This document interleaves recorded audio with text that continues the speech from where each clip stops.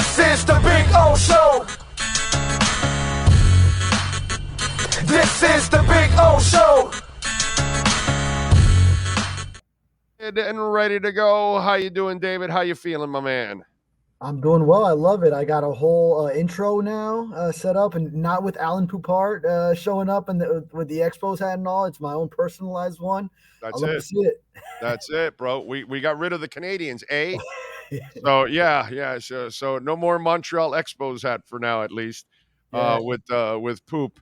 What did you read into the injuries? Because man, I still think Terron Armstead's going to be playing when it's all said and done. But what's your gut tell you? Okay, you do. And the only other thing I wanted to say was I loved hearing that last segment. I'm a huge Sopranos fan. I don't know if you know that about me, so I love catching all that in there.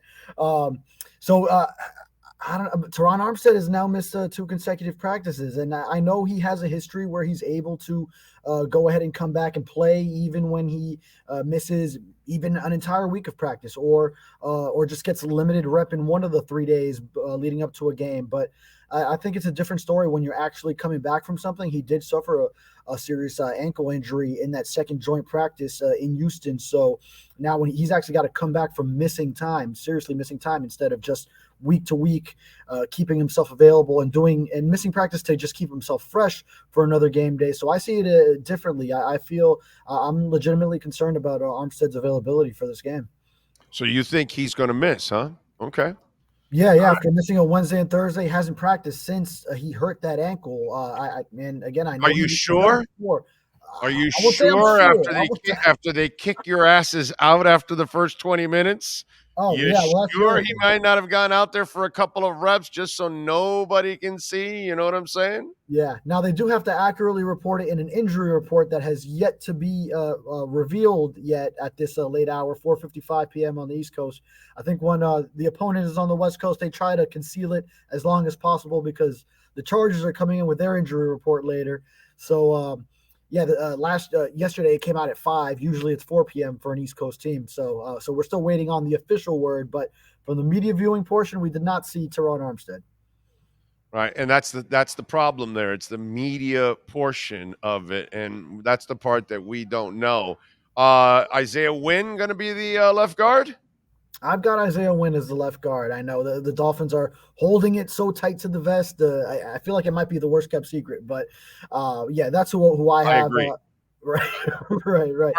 I mean, he played the last 2 games, bro. The other guy's been out. He wasn't very good. Why would you bring Eichenberg after all the injuries and all that? And he hasn't played well. You would now insert him into the starting lineup when Isaiah Wynn actually did a decent job in the last 2 outings?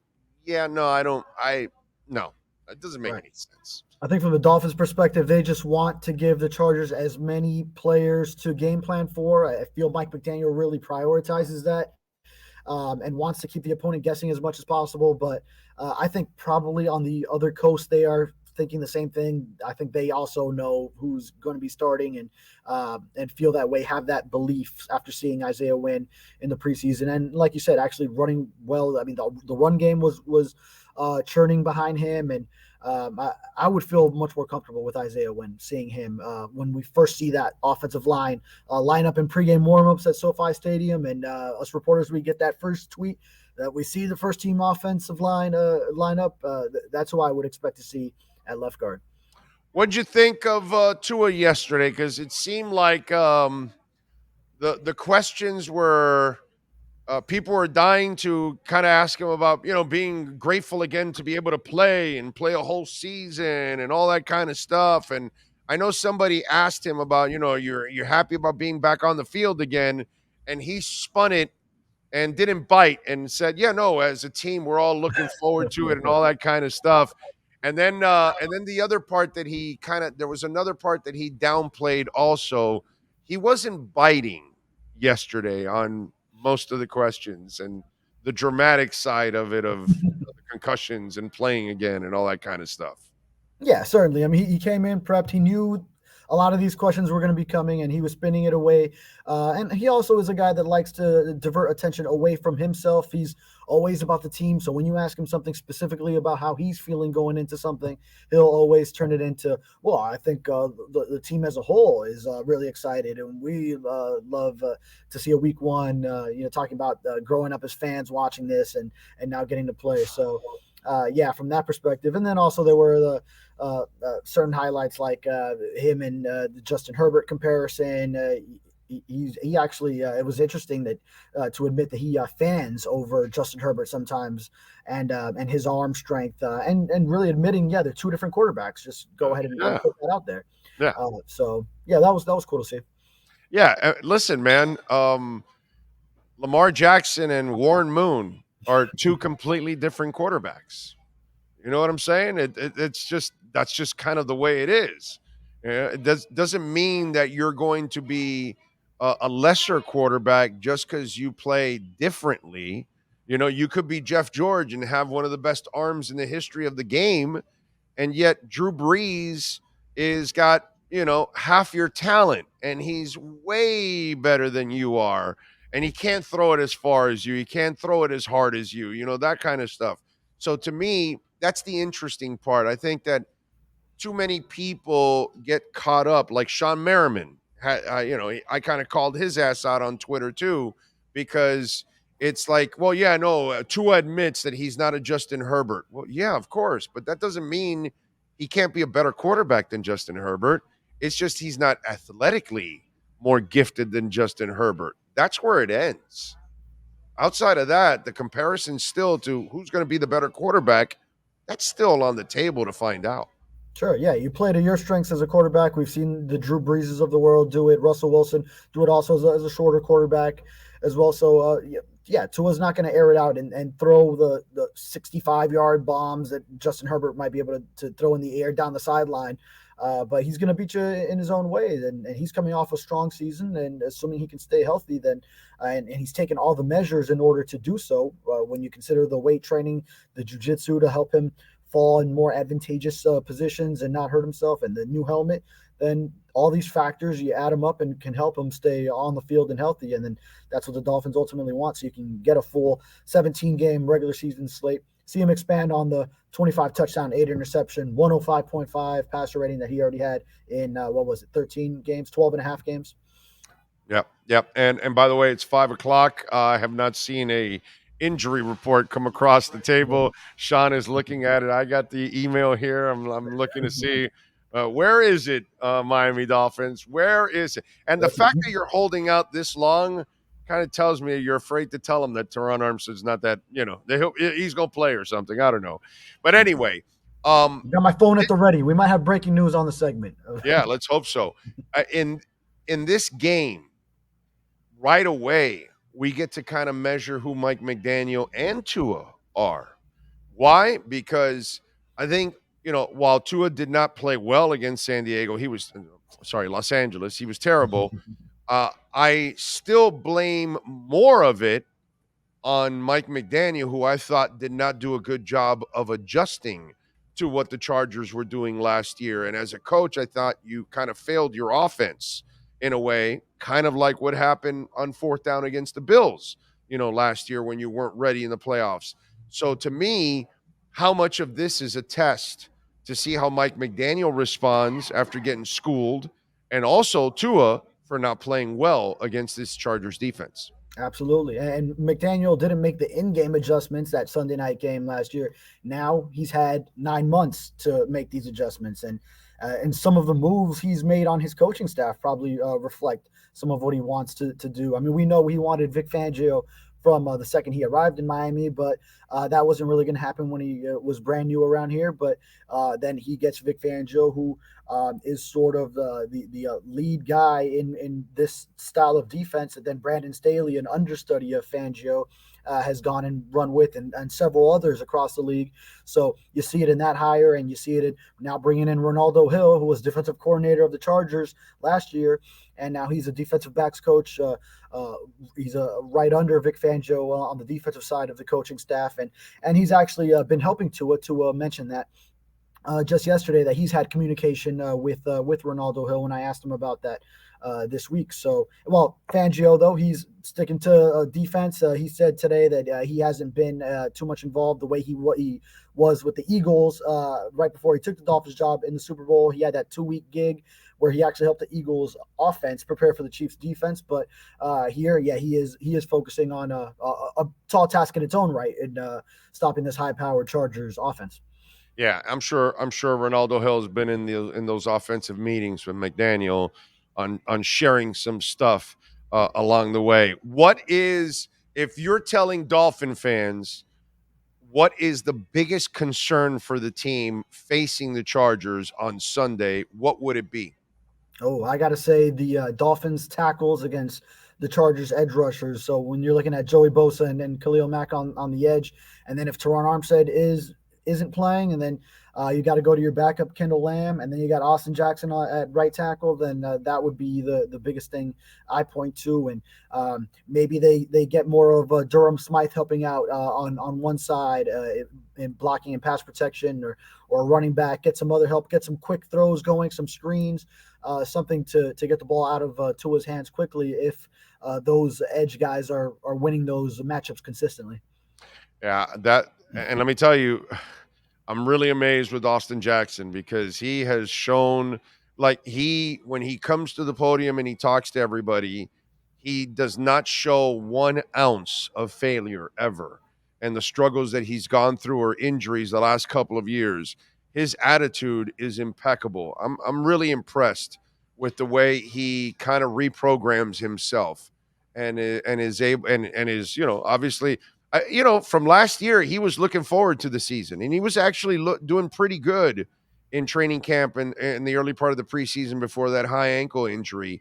So I wonder if that confidence kind of rolled over throughout the entire season, even though he had to deal with the ankle injuries. But when you see him, he lacks no confidence, which is pretty cool. Yeah, you do love to see that, and that's the thing. He didn't see himself fail in 2022.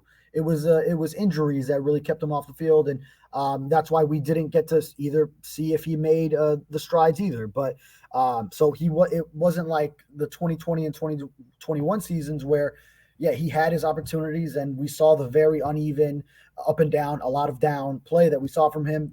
Last year we just didn't get to see it because he was injured, so he doesn't have a reason, if you will, to lose that confidence building that he had built up into 2022, and then now going into this year. It was just a matter of injury, and then now if he's healthy from it, he can carry on that same approach.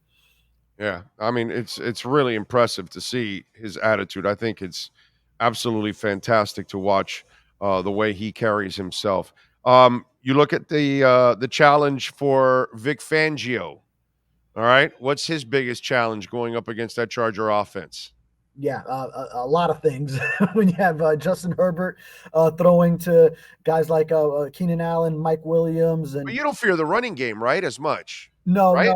not the running. Okay. Well, because Austin Eckler is more dynamic, more dangerous in the passing game. So it's also defending him out of the backfield, making sure you have him in coverage. So the combination of if it's Jerome Baker and David Long, David Long is a guy that he's not only running hit, but you also want to see him maybe in some coverage situations. This is a big test right here going against Eckler.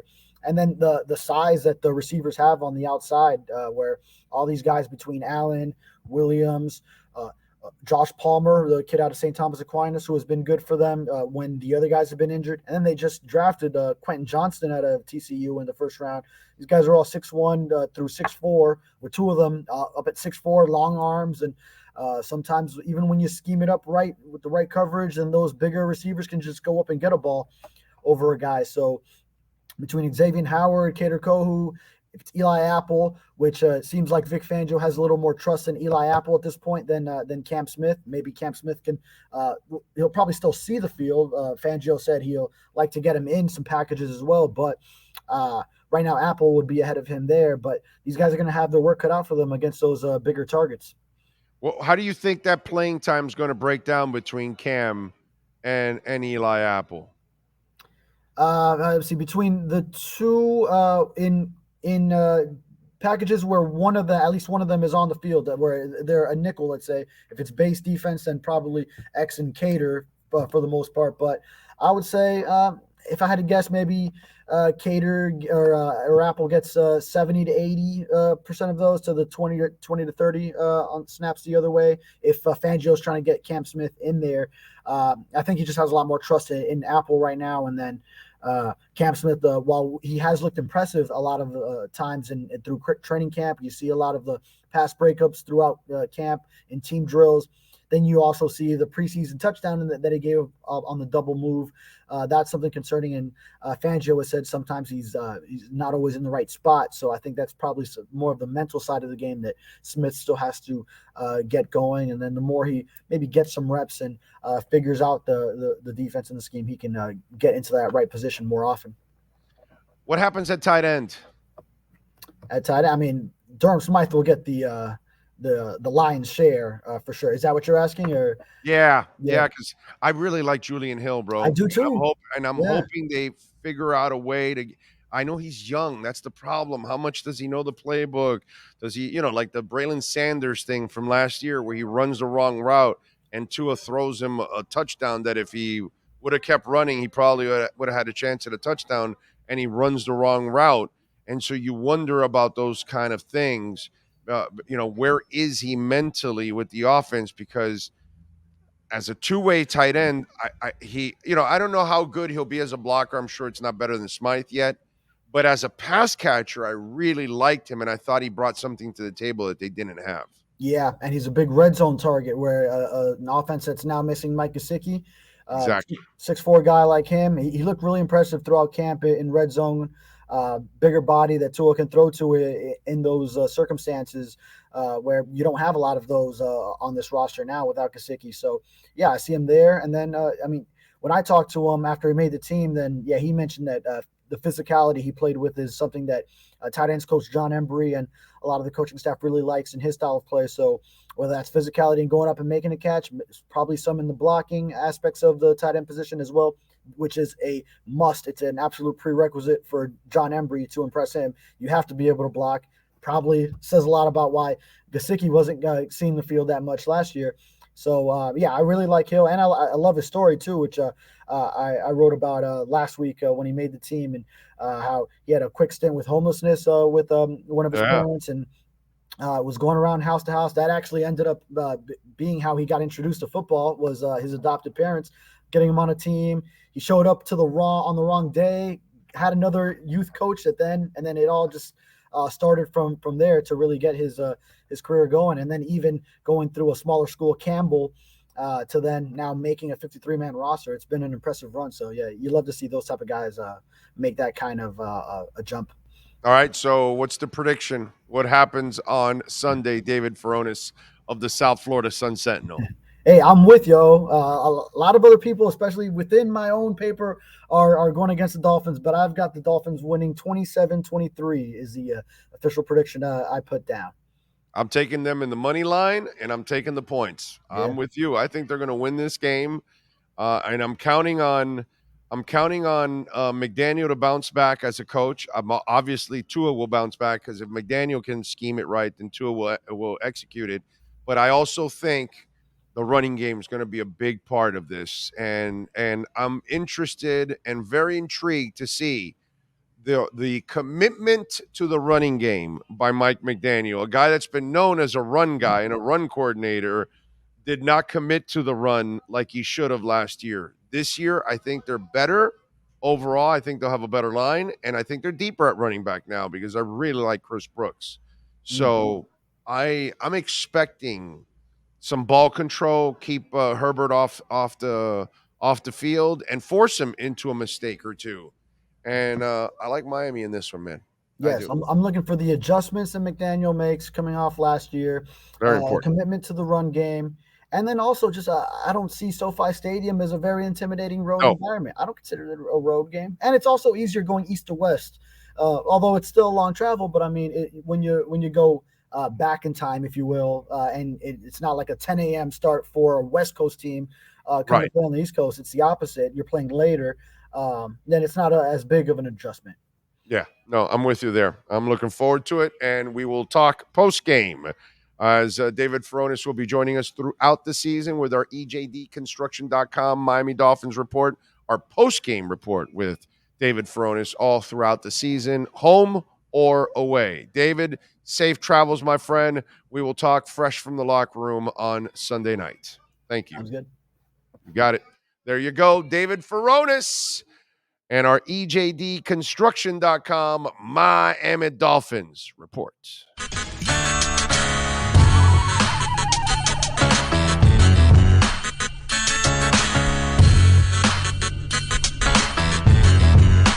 This is the Big O Show.